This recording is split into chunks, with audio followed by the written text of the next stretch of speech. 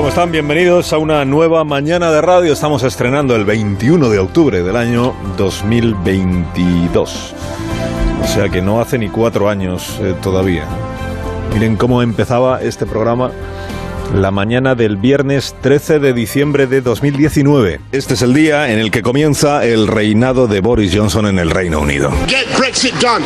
En su primer examen en las urnas, Boris Johnson ha aprobado con la mejor nota que ha obtenido un candidato conservador en muchísimos años. Ha arrasado en las elecciones generales del día de ayer. Victoria inapelable, mucho más amplia de lo que había contemplado ningún sondeo. Porque no solo alcanza la mayoría absoluta del partido de Boris Johnson y el propio primer ministro. La noticia hace 3 años era la aplastante victoria del Partido Conservador británico en las primeras elecciones generales después del Brexit. El partido que estaba en el gobierno, el Partido Conservador, humillaba en las urnas a la oposición de izquierdas, al pobre Jeremy Corbyn, el Pablo Iglesias británico que decían los de Podemos en aquella época, ¿no? El peor resultado del Partido Laborista en 80 años. El mejor resultado de los conservadores desde Margaret Thatcher. Día histórico, titulaba la prensa británica. Y la prensa de aquí, pues parecido, el título de la portada del País de aquel día, ¿no? La victoria arrolladora de Boris Johnson despeja el camino hacia el Brexit. Diciembre del 19. Octubre del 22, o sea, hoy. Las encuestas de intención de voto en el Reino Unido anticipan que el Partido Laborista obtendría una mayoría absoluta superior a la que cosecharon los conservadores hace 4 años y que estos se quedarían muy por debajo del pésimo resultado que obtuvieron los laboristas en el año 19. Boris Johnson obtuvo el 44% del voto. Hoy las encuestas le dan a los laboristas el 55%. Hay pocos precedentes de una dilapidación del apoyo ciudadano tan enorme, tan cruda, tan rápida por parte de un partido político. Y por eso hoy el Partido Conservador es una ruina. Y por eso hoy el Partido Laborista está persuadido de que con no cometer errores graves le bastará para ganar las próximas elecciones sin bajarse del autocar. Hace solo 2 meses, en vida aún de la reina Isabel, el partido en el gobierno creyó conjurar sus peores fantasmas urdiendo y consumando la defenestración del líder que le había llevado a la gloria electoral en el año 19. Descabalgaron a Boris Johnson para atajar la colección de charcos, de medias verdades, de mentiras y de escándalos. La estrella del profeta del Brexit se había apagado. Bueno, su antiguo colega Dominic Cummings había hecho ya cuanto estuvo en su mano para que se apagara. Ya.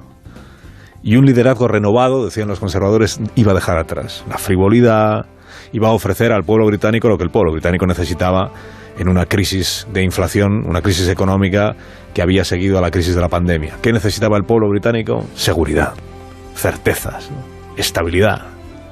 La militancia del Partido Conservador escogió para la tarea a la señora Truss, reencarnación, decían, de la Dama de Hierro, una luchadora, como ella misma se definía hasta anteayer, una luchadora, una roca. Bueno, pues Liz Truss se ha quedado en Liz Bluff, porque no ha aguantado ni el primer asalto. I cannot deliver the mandate on which I was elected.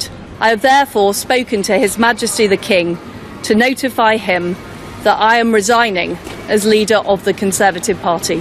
Impotente, malherida por su acelerada pérdida de autoridad, abandonada a su suerte por los demás dirigentes del Partido Conservador, la señora Truss queda para la historia del partido como un parpadeo equivocado y para la historia del gobierno británico como una primera ministra fallida. Ahora volverán a ser los militantes del partido, estamos hablando de 140.000 personas, quienes aupen al siguiente, en esta disfunción del sistema británico, que consiste en esto que se ha visto y se va a volver a ver, que 140.000 afiliados son los que en realidad invisten al presidente del gobierno del Reino Unido, sin que al Parlamento le quede otro papel que el de bendecir lo que los militantes del partido mayoritario hayan decidido. Y en efecto podría ocurrir que Boris Johnson tratara de desquitarse presentándose a esta carrera primarias, diríamos aquí, de la próxima semana. Podría ocurrir que Boris Johnson, cabalgando la ola de la militancia, reconquistara el poder y pasara a cuchillo al aparato que lo apeó del trono. Tiene buena pluma el ex primer ministro del Reino Unido, el del pelo amarillo. Así que puede acabar escribiendo él la versión inglesa del Manual de Resistencia, regresar al poder, desquitarse y deshacerse de los que le echaron, que un presidente de gobierno publicó aquí en España. Quiero agradecer personalmente al presidente Macron y al primer ministro portugués António Costa el que hayamos llegado a un acuerdo entre los tres países para acelerar el proceso de interconexión. Bueno, manual de resistencia y manual de la apariencia, porque ayer les decía que este presidente Sánchez nunca da un balón por perdido, y es verdad. Hoy podemos añadir que incluso cuando pierde el balón, canta gol y se declara ganador del partido, ¿no? El pulso del MidCat, del gasoducto que iba a ser y ya no será, este pulso no lo ha ganado el gobierno español.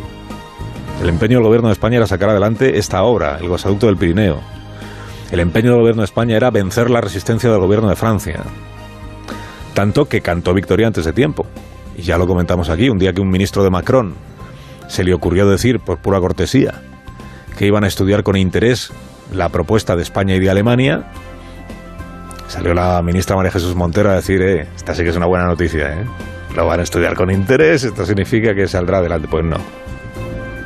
Pues no. Sánchez, que es buen jugador, hizo pinza primero con Scholz, luego con Antonio Costa. Con Scholz, acuérdese, el mensaje en aquellos días era retratar a Emmanuel Macron como un líder poco europeísta.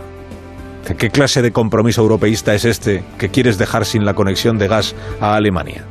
La conexión ibérica. Porque Alemania suspiraba porque se le pudiera hacer llegar el gas desde España, y el francés levantaba un muro para que el tubo muriera en Cataluña. Bueno, se intentó. La pinza con Scholz, la pinza con Costa, el portugués, el español, el alemán, intentando que se rindiera el francés, pero es que el francés no se ha rendido. Así que este tubo, el del MidCat, se quedará sin terminar. Cuando se anunció esta obra hace muchos años, bueno, parecía que aquello estaba hecho. Y al final, fíjate, de esta obra se empezó a hablar en el año 2005. Ha llegado el 22 y se ha quedado sin terminar. Ayer se escribió el obituario del MidCat. Dirá usted, fin de la historia, no, hombre, estamos hablando de Pedro Sánchez, que es un táctico muy hábil. La mejor manera de diluir un entierro es hacerlo coincidir con un natalicio. De modo que, muerto el tubo, lo que anunció el presidente fue el nacimiento de otro tubo. Incluso lo han bautizado, lo han llamado Corredor de Energía Verde. Es un tubo bajo el mar. Crear un pipeline, una tubería para el hidrógeno verde, pero también durante la transición para el gas que necesite el mercado energético europeo entre Barcelona y Marsella. Este es el acuerdo al que han llegado. Costa, Sánchez, Macron. Dice que creemos un pipeline que vaya de Barcelona a Marsella. ¿Os parece o no os parece? Venga, ya está, anunciémoslo. Dice, no será el MidCat, será esto, que es mejor además porque es verde, porque sirve para lo del hidrógeno que decía Macron que el otro no valía, porque Macron puede aparecer así como abanderado de la causa ecologista, y sobre todo porque Macron se va a ahorrar 3.000 millones de euros, he leído en una información esta mañana. Y además a Macron esto le permite sacudirse ya la presión, dice que dejen de darme la lata con este asunto, ¿no? El alemán, el portugués, el español. El trío socialdemócrata, Costa, Sánchez, Scholz. Macron le ha pegado una patada al balón. Lo que ha hecho es emplazar a todos los demás a seguir hablando de este asunto. En realidad el compromiso es este. El compromiso es, nos vemos a finales de año, en diciembre, que tiene una cita ahí en Alicante, y volvemos a ver si terminamos de... Porque en realidad el proyecto, esto sí que es un proyecto, y tan proyecto que... Es que no hay números todavía, mucho menos hay plazos, mucho menos hay calendario.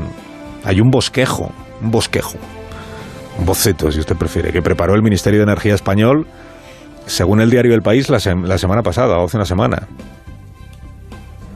Dice, la ministra Rivera, la vicepresidenta, una vez que vio que efectivamente Macron no iba a dar su brazo a torcer, dijo, bueno, vamos a pensar otra cosa. Entonces se han ido allí con un croquis, dicen, podemos hacer un tubo que salga por aquí, que llegue por aquí a Marsella, ¿qué te parece, Macron? Bueno, venga, vale.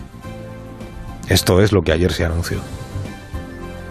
Más que una realidad, es un boceto, pero como la alternativa era perder el partido, pues Pedro Sánchez se felicita. Menos da una cabra pirenaica. Carlos Alsina En Onda Cero,